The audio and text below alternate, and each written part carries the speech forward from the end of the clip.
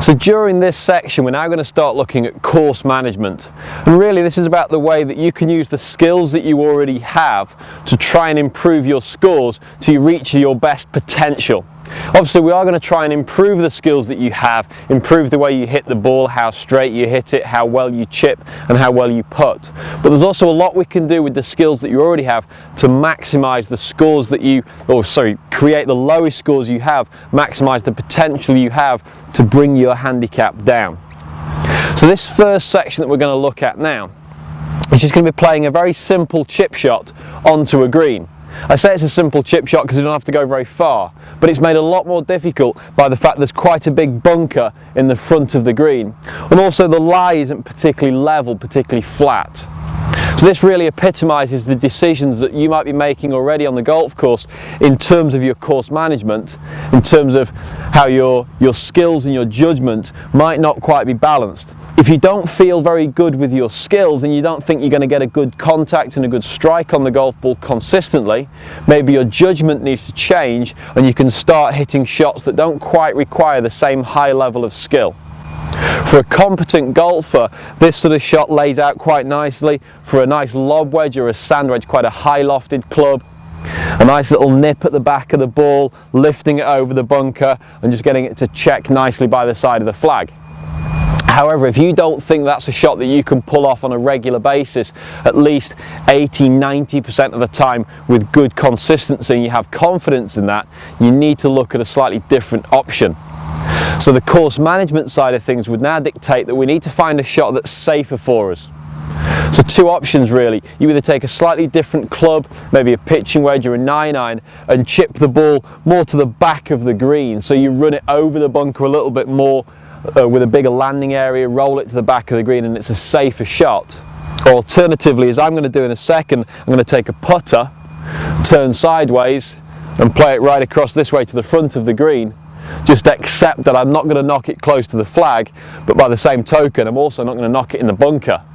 So it should be an easier shot to put it out this way rather than to chip it this way towards the flag. So let's suggest also here that we have a reasonable lie. And I think if the lie isn't very good and the lie's sort of sitting down or it's a bad lie, I might also be tempted to aim this way more regularly. You know, even up to quite a good standard of golfer, if the lie isn't very good, that's obviously going to affect your ability to perform the right skill. So even good golfers would sometimes aim sideways and play it away from the flag just to make sure they maximise the potential to only lose one shot on this hole. Maybe just play out this way with a putter and make a bogey, rather than try and knock it towards the flag, duff it in the bunker because it was a bad lie and end up making a double. So I'm now going to set myself up to go ahead and play a couple of these shots.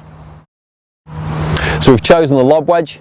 We're going to aim straight towards the flag. We're going to get ourselves in a nice chipping position, striking down on the back of the ball, and just see if we can lift one up over the bunker, land it on the edge of the green and run it up close to this flag.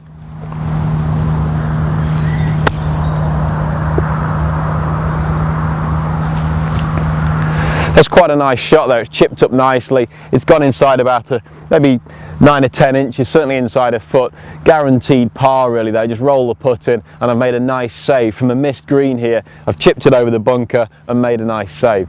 But like I say, that shot is quite a high skill shot, quite a high tariff shot. And the dangers are very apparent with the bunker right in front of me. Get a bad contact, I'm going to struggle.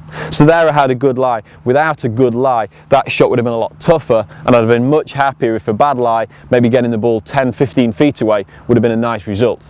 Now if you don't feel comfortable producing that shot under pressure, this is the next option for you. First thing I'm going to do, change my club all the way down to a putter. I have no problem with people putting from off the green.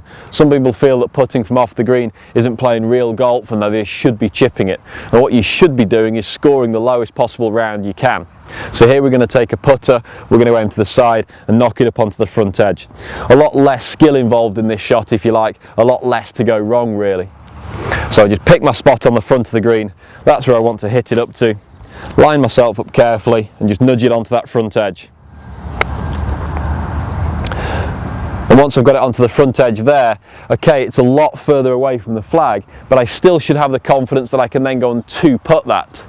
So okay, I've missed the green to here, putted up to the front edge, 2 putts, I've made a bogey. And for a lot of people, making a bogey is not the end of the world. That's what your handicap is there for, to allow you to play this sort of shot, to get a 2 putt, get a bogey and still score, you know, a decent score on that hole, maybe 2 points on a Stableford scoring system, that sort of idea.